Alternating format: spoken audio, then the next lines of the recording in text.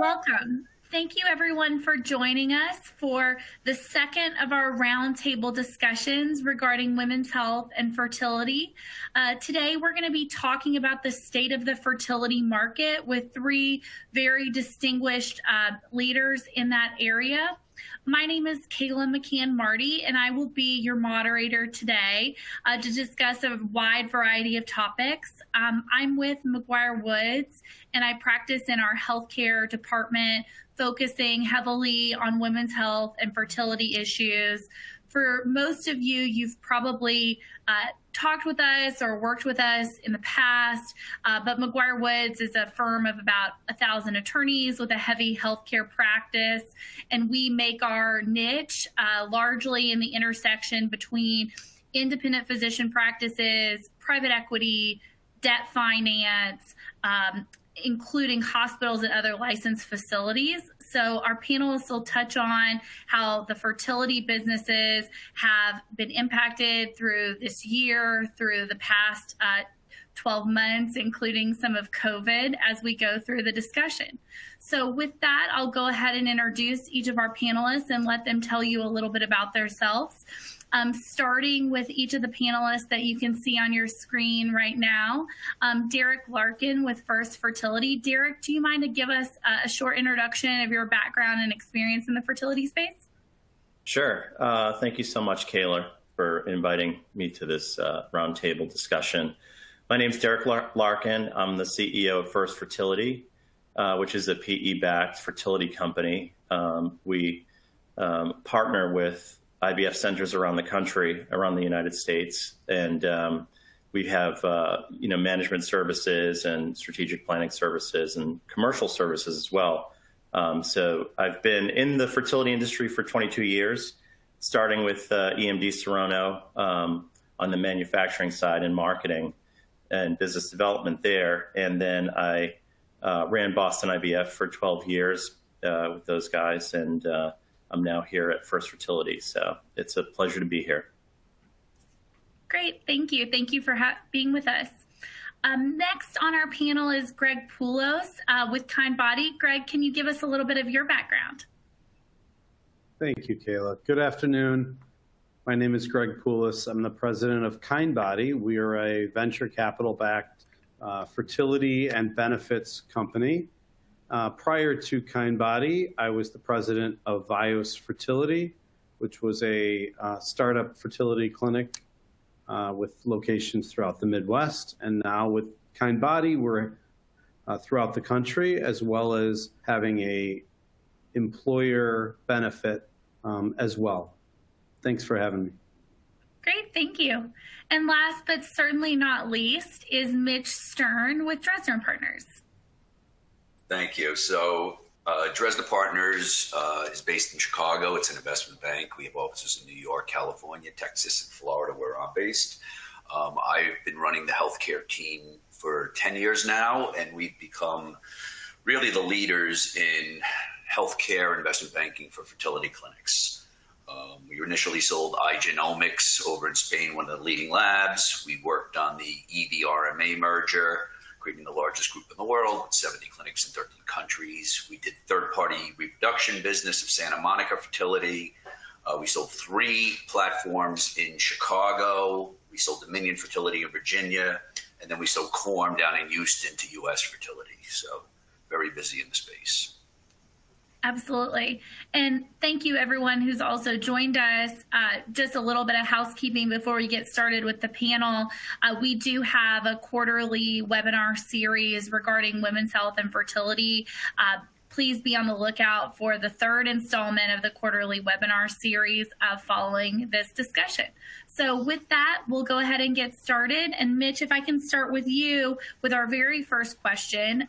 Like you were describing in all of the different transactions you all have been working on, the fertility market is incredibly hot. Almost everyone that we talk to is somehow interested in the market or has a potential interest in the market. Can you talk a little bit about what you're seeing with respect to market conditions, both on the platform and on the add-on side, and perhaps focus on who you all are seeing as acquirers in the space and what kind of activity you expect in the future? Sure, I'd be glad to. So we're still seeing a very frothy market out there. I would say I talk to probably 3 different fertility clinics every day, all wanting to do something. Sometimes it's a timing issue, sometimes it's a positioning issue. We're currently engaged on 8 different transactions right now that 4 of them are in LOI. And then we're about to sign up a few others. So we see the market continuing to get great multiples. But as we always say, there's 2 sides. It's the valuation and all the other bells and whistles, plus also getting a great partner. So if you don't get a great partner, it doesn't matter really what the valuation is. So we kind of focus on those 2 areas. Absolutely. And Derek, if I can go to you next, because you all are very active acquirers in the space, can you speak a little bit to what you're seeing in the market, what you are interested in as a buyer, and what kind of assets you have been recently looking at? Yeah, sure. So I think that the market is ripe. We're seeing, the consolidation within the U.S. market, and it's happened in other markets and at other points in time. Earlier, Australia had a massive consolidation, 15 years ago or so, and I think it's the United States, our time at this point, and so we're seeing the same thing. A lot of interest. I think there's a lot of knowledge. Our physicians are bright business people, and they've learned quickly about the business of roll-ups and working with PE-backed companies and investment bankers and all of the lingo within the industry, and so they're quick studies. There's a lot of interest in this marketplace from outside as well. PE firms are looking to invest directly. I think a lot of our practices are looking to really go with a strategic partner, which is more of a platform-based company that can help you achieve the goals and objectives that you have for growth. And so I think, that's why we're seeing a lot of practices just reach out directly to us to partner. And so, a lot of the interest is really around the strategic, groups that are within the industry. I think with this consolidation, there probably will only be 2 or 3 remaining at the end of the day, I think, and you've got aging, founders who have a little bit of trapped equity, I'd say, within their practices, and they're looking for some liquidity at this point. And so deciding who the right partner is the most important thing, as Mitch said. And that's what, ultimately, I don't think there's going to be a cooling off. I think we're just sort of seeing it increase even at this point. So until, it has to do with timing of practices and their interests and that sort of thing. But, we don't see in First Fertility, we're not seeing a cooling off at all. Agreed. And I think that's similar to what we've been seeing in the market as well. Greg, if I can just go to you quickly, because you sit in a very unique position. You have been a seller, a buyer, and a de novo developer of fertility businesses across the country. So I'd be very interested in your perspective on the state of the market, both from de novo growth and acquisitions. And I think that you also have a unique position that you have looked at different PE strategies, but you've also looked at venture strategies with Kindbody. So if you don't mind to speak to that a little bit, that would be excellent. Absolutely. Thank you, Kayla. So I think from my perspective, I don't see the acquiring slowing down at the moment. Certainly there's a lot of froth in the market, but certainly there's still a lot of interest. The reality is that as doctors are aging and looking to find an exit strategy, I think that, when I was in the sort of acquiring mode, there was a lot of interest out there, and that's not gonna end soon. I don't see that. So from Kindbody perspective, certainly now our look now is more that of of looking for very strategic acquisitions. So things that might be ancillary type purchases, or things perhaps in certain markets where we see a very strong, practice that might be a much better alliance than trying to go in and compete in a certain market. But I think certainly now, similar to when we were just starting out and growing our de novo practices, now I see that for Kindbody, we're opening new clinics and new locations regularly. Absolutely. And maybe I can stay with you, Greg, on another question, which is factors that are driving this interest, right? We've all talked about how significant the interest is. I mean, my perspective, and I'd be interested in yours, is there's a lot of attractive ancillaries. There's a lot of attractive tailwinds. So things like egg banks, surrogacy, lab programs, the ability to have increased volume based on age of reproduction. What are you seeing as the major factors driving growth, and do you find any of them more attractive than others? Sure. I mean, the growth itself is certainly is the demand. The demand for our services is certainly growing. There's always been this fragmented, group. It's much more of a fragmented space, fertility, than most. So certainly there's a lot of room for consolidation. But the reality is the growth in the industry is really where this is all coming from. As far as ancillaries, I think because it was fragmented, you've got a lot of individual players. So there's not going to be a lot of those ancillaries that can be taken care of by an individual doctor or a relatively small practice. So as you start to see more and more of these networks, there's a little more of that economy of scale to add in those ancillaries and sort of cost justify the ancillaries, whether it's an egg bank, whether it's genetic testing, whether it's pharma, all sorts of different ancillaries start to make sense as you get larger. Absolutely. And Mitch, maybe if I can ask you to speak to that from both your clients' perspective as sellers, but also perspectives that you hear from different buyers. Are there particular ancillaries or particular components of businesses that is making the market really attractive? Or is it the breadth of potential services, which is quite unusual actually in a subspecialty? Yes. So we're seeing with the increasing of the demographics getting younger and younger. So people going down to egg banking. So women freezing their eggs at a much younger age. It's broadening the population that fertility is addressing right now.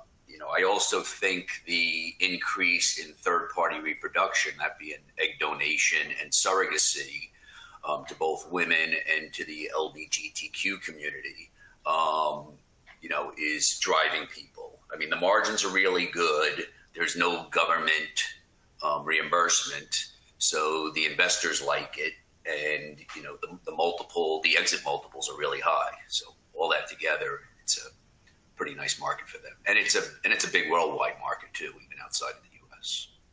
Yeah, absolutely. And that's a good point.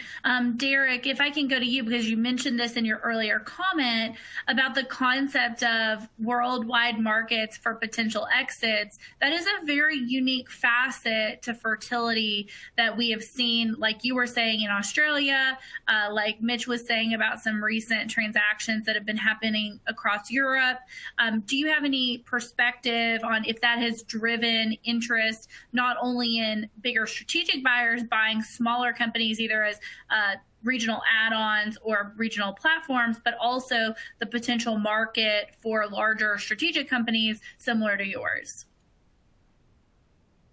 Yeah, it's a great question. And we actually, we've seen a lot of interest internationally. I think fertility, and as a specialty is relatively small in terms of the size. So we do have, the global sort of platform is not as big as other specialties. And so there's general knowledge of different groups, internationally. And you've got U.S. physicians that go to ESHRE and lecture there, and they're going to China as well, and and vice versa. And we've had a lot of sort of there's a collaborative and collegial sort of global network of fertility physicians generally. And so the concept of a regional sort of platform company merging with another international sort of larger platform company isn't that's not out of the spectrum. I think we're seeing a lot of interest. There's a lot of discussion now. What will some of these larger European platform companies do next? Looking towards the U.S. market, which is consolidating pretty quickly.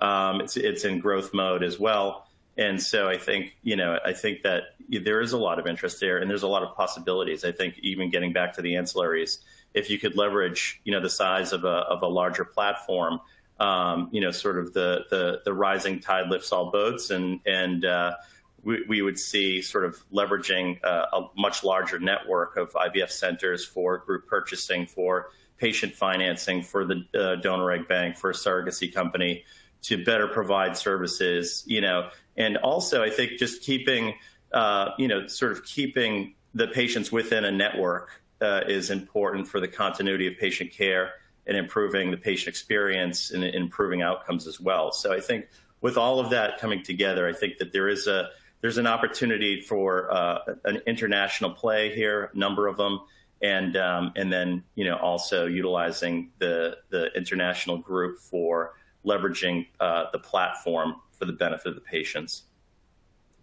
Yeah, and if I can just stay with you on one thing that you said, Derek, to tease out just a little bit, is on outcomes. The fertility industry is really unique in that facet because it's one of the few industries that have several physicians that are really heralded as leaders of outcomes. And it's one of the areas that is particularly outcome driven, and it's measurable, right, by investors and your own companies and other clinicians. Do you think that that is also driven a significant amount of interest? I know you mentioned outcomes in your comments. Yeah, and a successful IVF cycle results in one healthy baby. We've always sort of been saying that, and I think most of the reproductive endocrinologists in our industry would agree with that statement. And so outcomes regarding the patient success rates. There are nuances to all of that, including, states with the legislative mandate to cover often provide much more access, but yet some patients don't self-select out if they're coming out of pocket, and they've got a lower percentage of success rate. On average, the success rates in mandated states may be a little bit lower because of the broader access to care. But generally speaking, I think the platform companies, strategic partners, we're leveraging, for example, at First Fertility, we have a medical advisory board. We have a lab advisory board as well.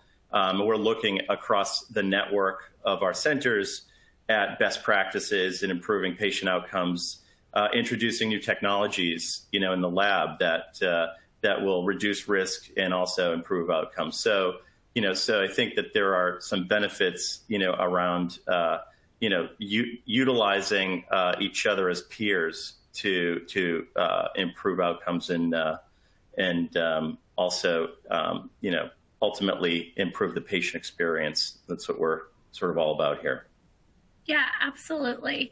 Just shifting on to the next component of their questions, and Greg, if I can start with you, is I would be remiss in not asking about how COVID has impacted your all's business. And Greg, I think you're a perfect person to start with that because you all grew during COVID, you transacted during COVID, and you continue to deliver really excellent care during this period.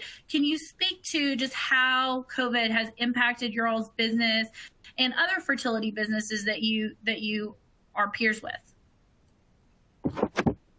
Sure, Kayla. I think that the result of COVID, of course, it caused a lot of work in behind the scenes for us as managers of clinics to really plan and to plot out how to function throughout COVID. And that was a big challenge for sure. However, I think unlike maybe some other industries, we certainly thrived through COVID. I think what it did is it changed some of the ways that we practice medicine, using more telemedicine than ever before. I think it also, just the precautions that we had to take for a patient to come into the office and for our staff as well, dealing with staff being out of the office because they were, positive with COVID, things like that. So it certainly was a challenge, but I think one of the things that came out of it was that it actually allowed us to be more efficient and more effective in how we see patients. So in a lot of ways, I think it turned out to be certainly a really good outcome from a business standpoint, because we were able to become more effective. I think the other thing that we were also able to do throughout COVID with being able to see patients remotely, it just allows for a much more streamlined and quicker to getting a patient to a treatment cycle, which was certainly beneficial. And then finally, I think the other piece of all this with COVID was, I think some people did put a pause on their family building efforts throughout COVID. But I think what we saw was just a pause. And what we realized from this is that, creating a family is something that many people are placed very, very high on their list, obviously. And so even if they did take that pause for a month, 2 months, 6 months, what we see is that now the demand is just back that much stronger for our practices. Absolutely. And that's a great segue into a question that I wanted to ask Mitch on this topic, which is dealing with the lag. I mean, we've seen it across nearly every fertility business that we work with, both on the buy and the sell side, that at some point during COVID, financially, there were various dips for exactly the same reason that you said, due to these pauses in family planning. Mitch, have you seen that? How have you seen that be accounted for in the sale process? And are buyers recognizing that trend that's now really coming back with force? Yes. So when we first came out of COVID, it was a little tough because you needed to have some track record to prove out, that it was going to be coming back, and it wasn't going to be coming back just because it was down for a little while. So now we're kind of, if you're taking the last 12-month numbers, which people are typically using to value the company, most of the COVID effect is out of there. And in fact, most companies have done better post-COVID than pre-COVID. So it continues to be a frothy market. We don't really see, any effect. There used to be a COVID adjustment in a lot of the quality of earnings, but that doesn't really affect the current numbers. So, going forward, I think people have realized that this is here to stay, and we're not seeing any negative or positive or any adjustments either way on COVID adjustments. So. That's good to hear. Mitch, you may be the first person who have said that on any of our webinars, and it's been a little bit of a lag since our last one, so I'm very happy to hear that. Well, that's why you got to use us. So Derek, if I can go to you next, maybe we can just focus on the professionalization of management companies to fertility providers, because people like First Fertility are providing a service that allows clinicians to focus on the clinical aspects of their business. And by and large, based on our experience, we've seen it be fairly well received. What do you think are the trends that are making clinicians more confident in professional management, particularly in the fertility space?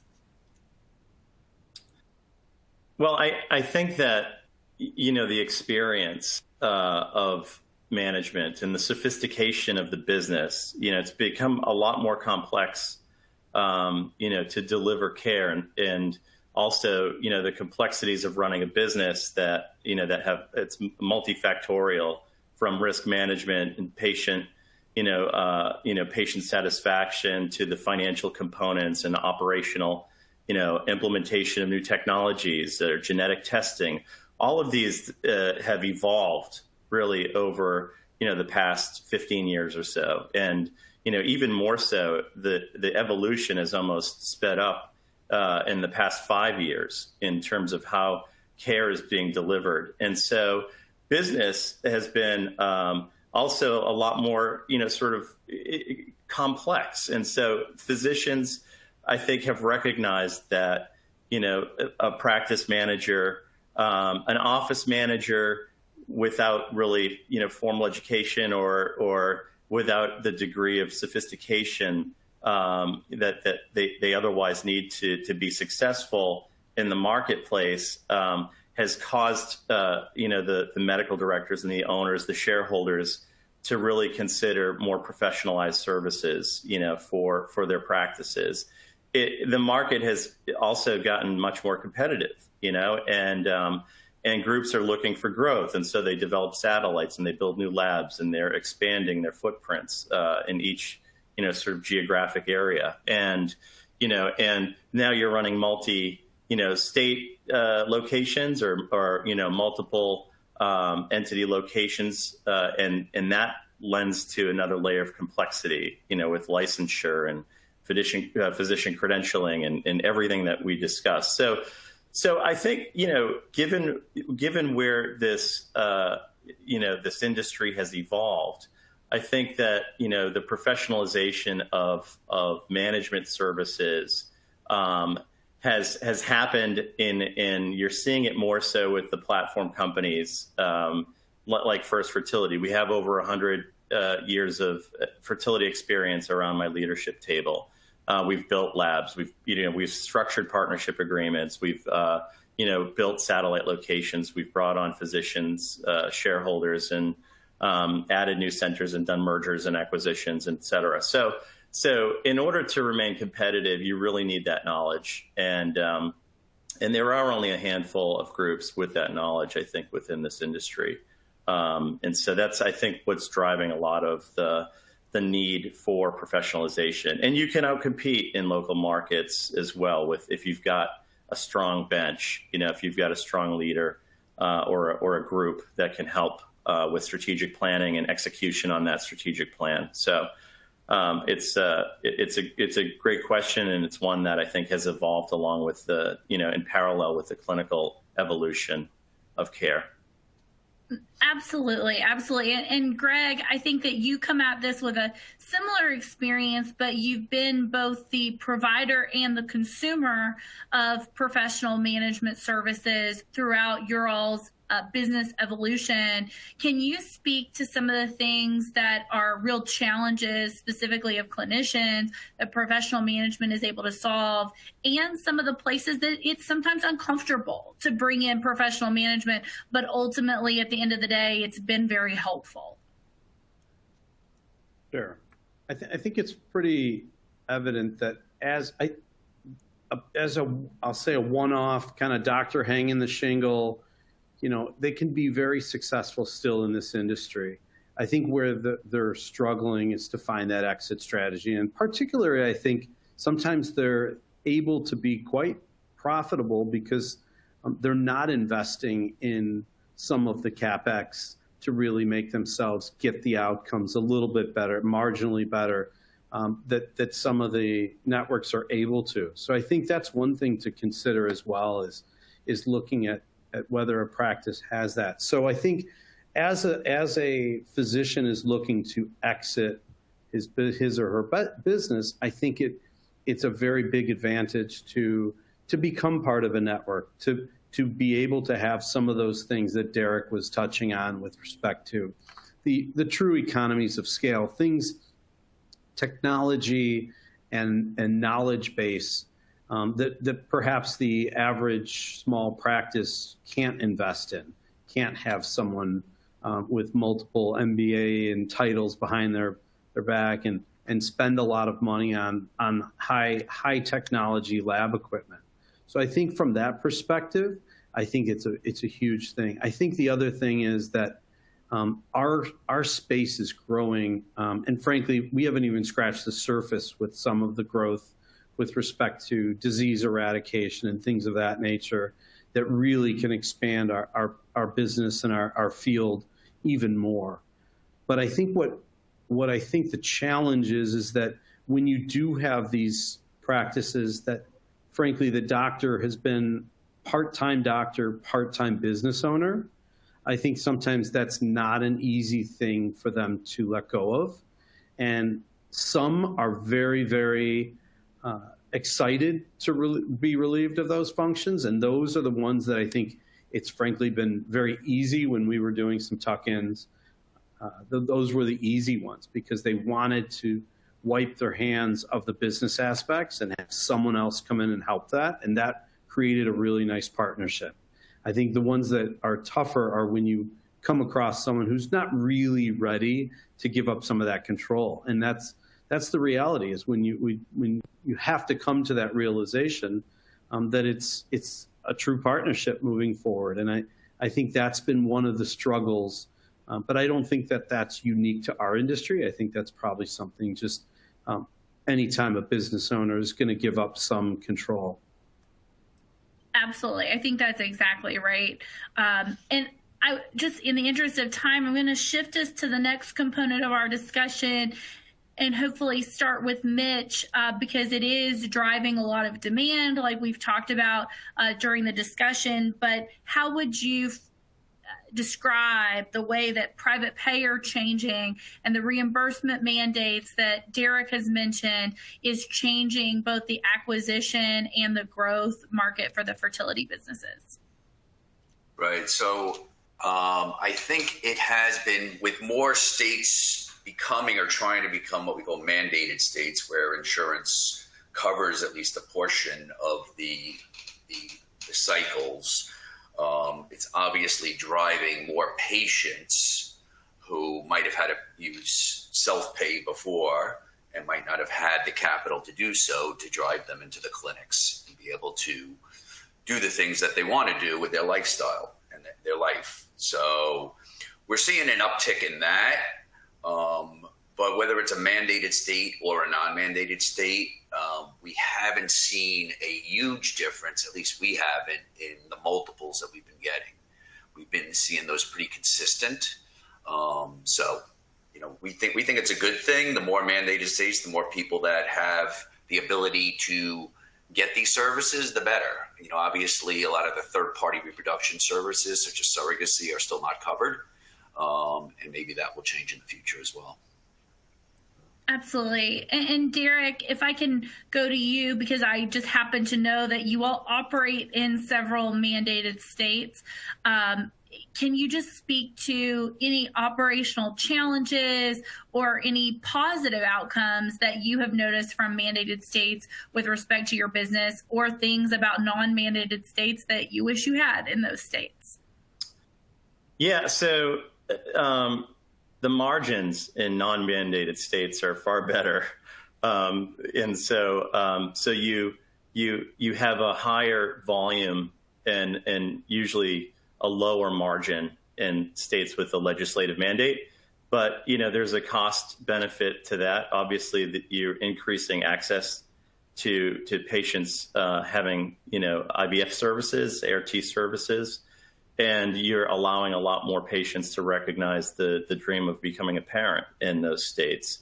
And whereas otherwise, we often see, in self-pay states, with our centers in self-pay states, the price point tends to be an issue for a lot of patients. And, in states with the legislative mandate to cover, they have a lot more access, but the margins are different. Ultimately, when you run into issues, post-COVID, one thing that we saw was, that a lot of the hospitals were recruiting nursing.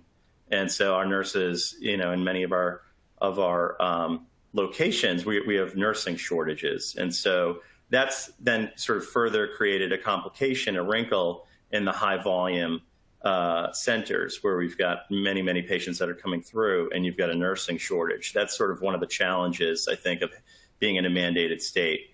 And then so it basically pushes out wait times, and you ultimately have a reduced access to care, ironically, in those states in that situation. But, but in self-pay states, you have patients that really are taking out second mortgages on their homes, and they're trying to, just do whatever they can to have treatment. And so, and then also what happens in self-pay states is during sort of an economic downturn, you see the impact a lot more dramatically in those states than you do in states with a legislative mandate to cover. So mandated states, when, I was, running Boston IVF, we actually grew by double-digit growth during those years of the recessions. And ultimately, so you've got some protection, but you also, as I said, you've got higher volume and lower margins. And ultimately, you've got, you have to change the way that you deliver care. You're using more mid-levels in locations that have higher volume of patients, because you just don't have the physician coverage to see all of those patients every single time they come in. So that's another sort of difference between states with a mandate and states with self-pay. Yeah, absolutely. Thank you for all of those comments. Greg, you all obviously operate in some different areas of the country than where Derek operates. Would you add anything to experiences that you and your team have had with respect to either mandated or non-mandated trends? Sure. I agree 100% with Derek with respect to sort of that trade-off.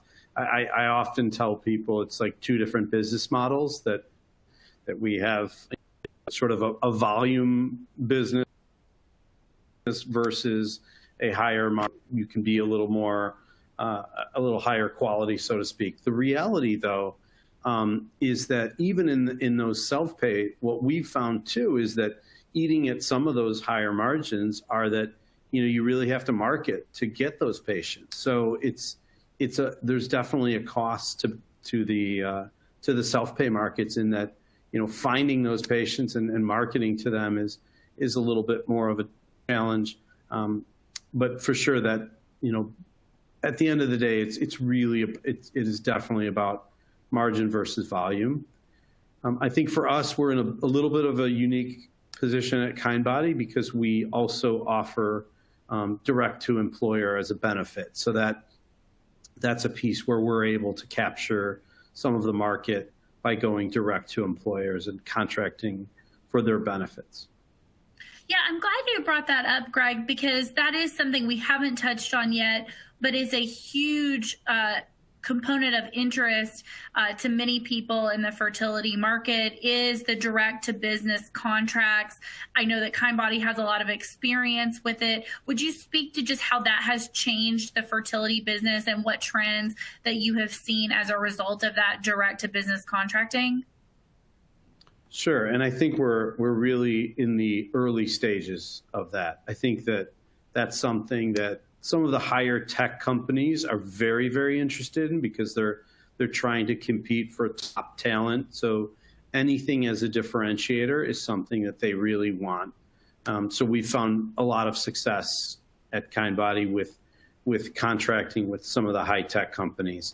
I think if you were to go around and ask employees of what they want, I think that is something that they're anxious to have, and are now going to their employers asking for these types of benefits. So I think we're going to see a rise in the tide for everyone, because not only is the direct, not only are the employees asking for it, but the employers now are really hearing their employees, and they're out in the marketplace asking for these services.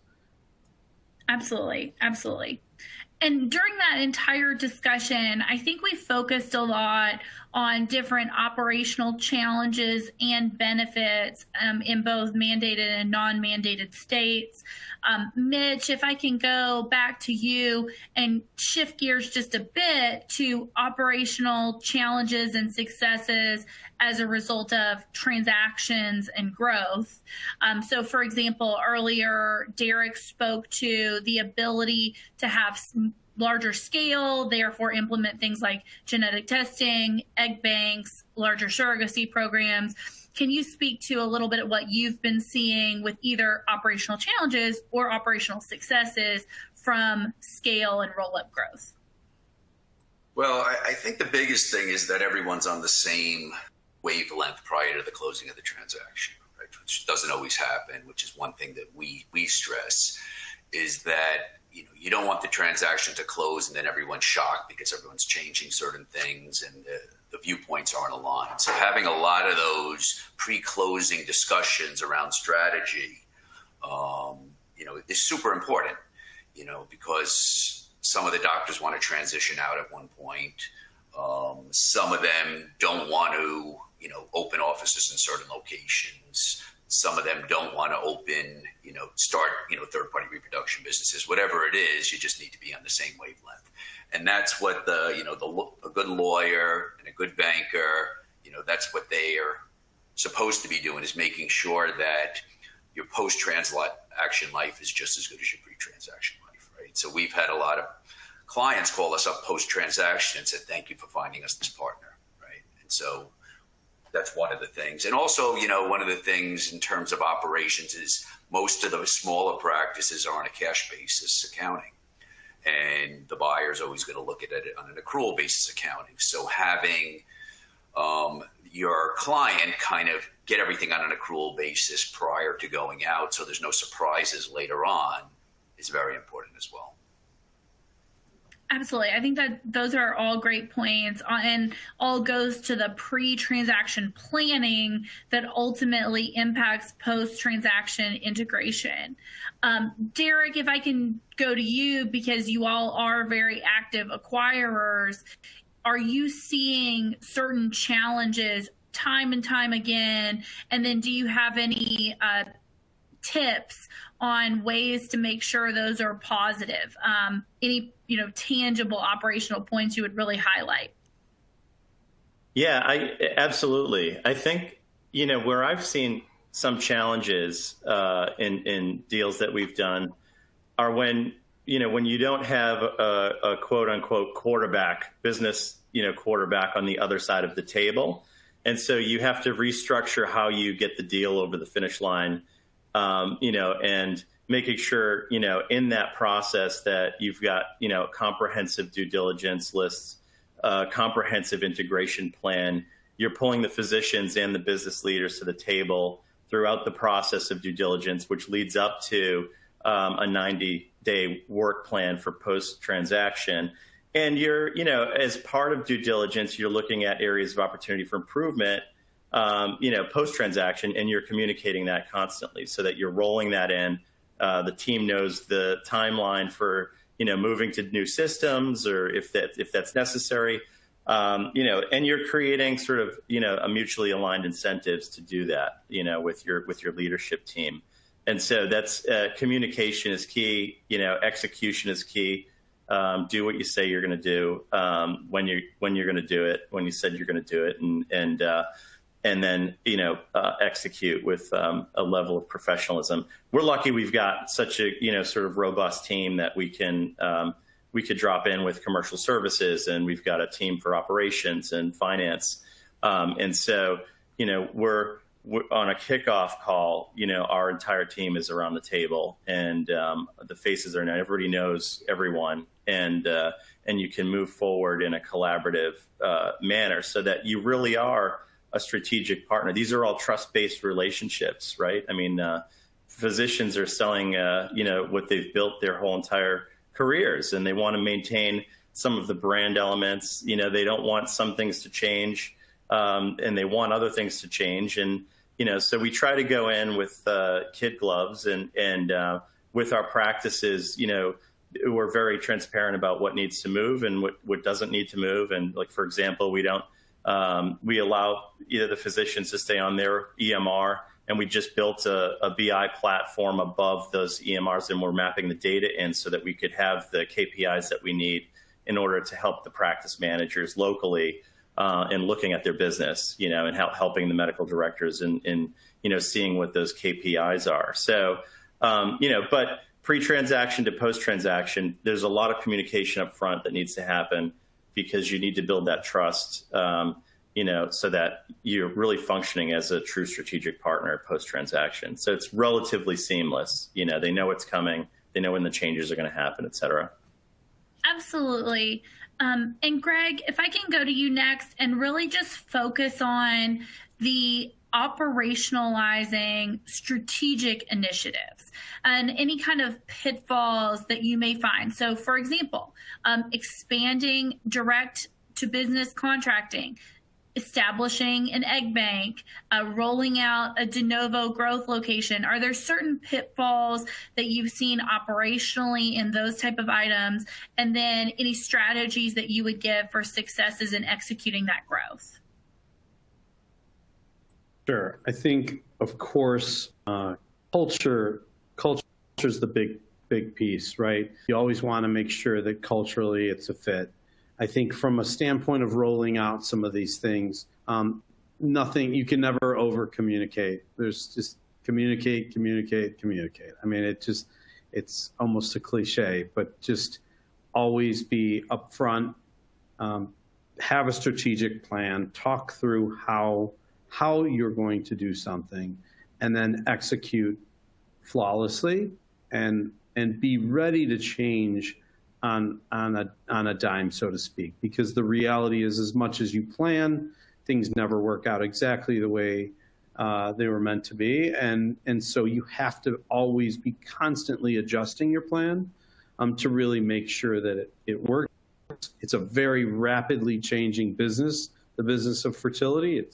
It's changed dramatically in the last 10 years. So there are different drugs, different things, different tools to enhance fertility. So you always have to be cognizant of how those changes, including legal and governmental changes that can certainly change our business.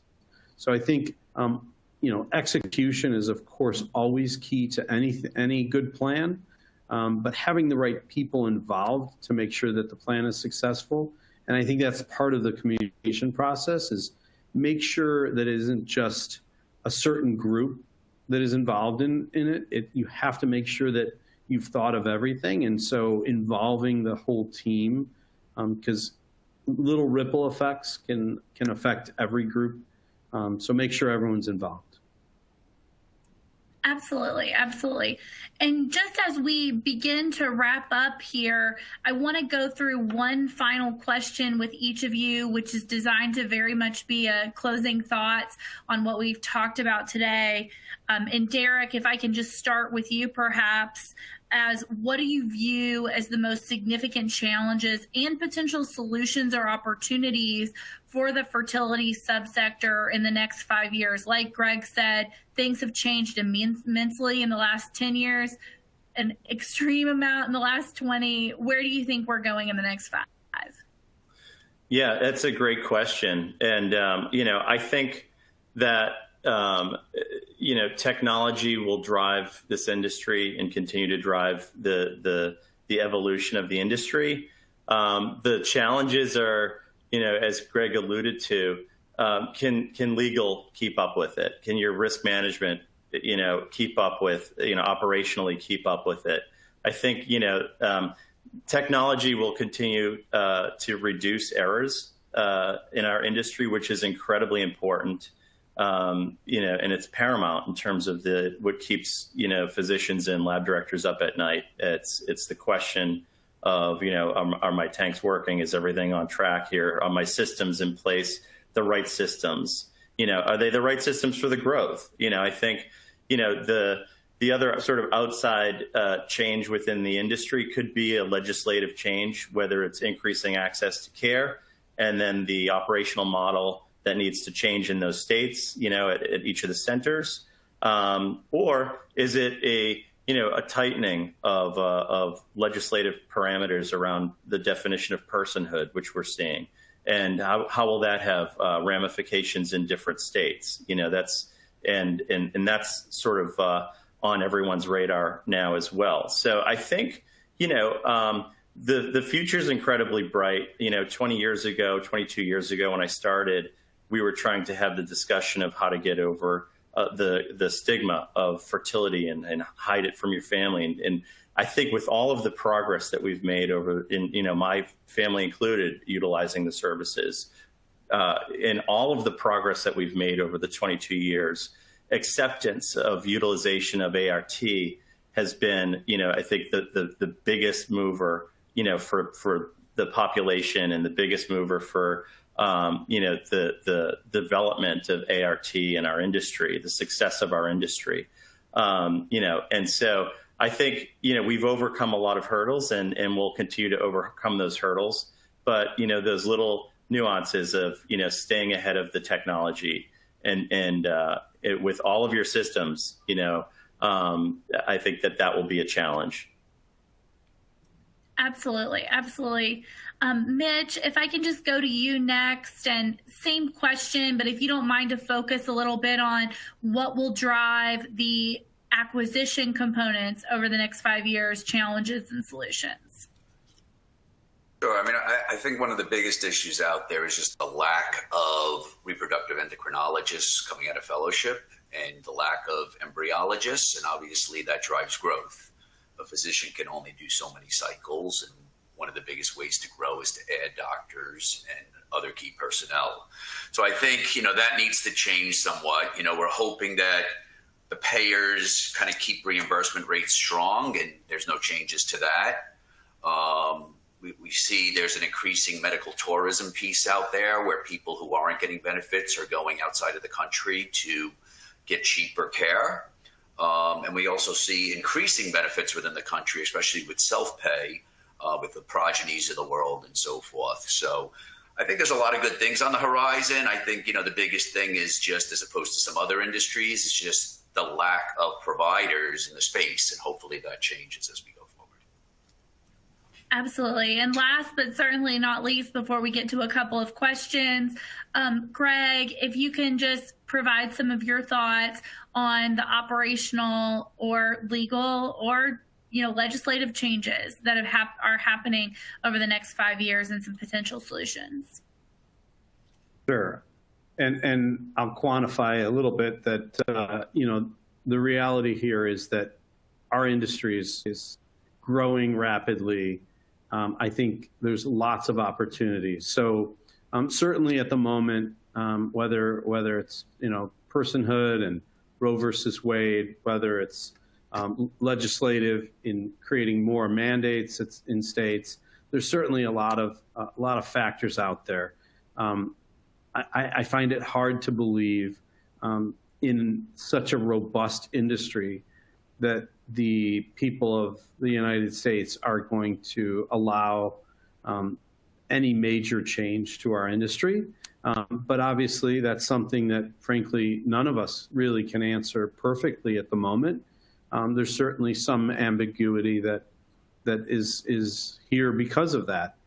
I do think that it's a growing field, and I can't imagine that that's going to change. I think there's huge opportunities with disease eradication that we haven't even scratched the surface on yet, with utilization of ART cycles.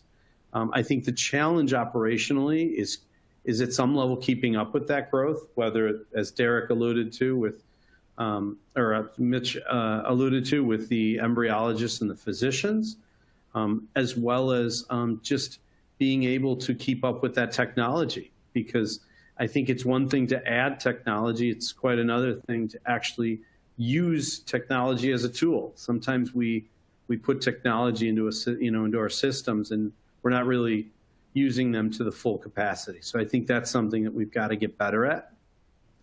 But I do see our future is very, very, very bright. Great. Thank you all so much for your thoughts. I know that we've touched on most of the questions that have come up during the discussion. If your question was not answered, we'll follow up with you separately. And thank you, everyone, panelists, for joining us. For everyone who joined us via live video, we will be sending out the link and the slide from the discussion. So feel free to pass it along to your contacts if they would be interested in watching the recorded version. And as always, please feel free to reach out if you ever have any questions or you'd like to discuss this topic further. Thank you all so much for joining us, and have a wonderful day.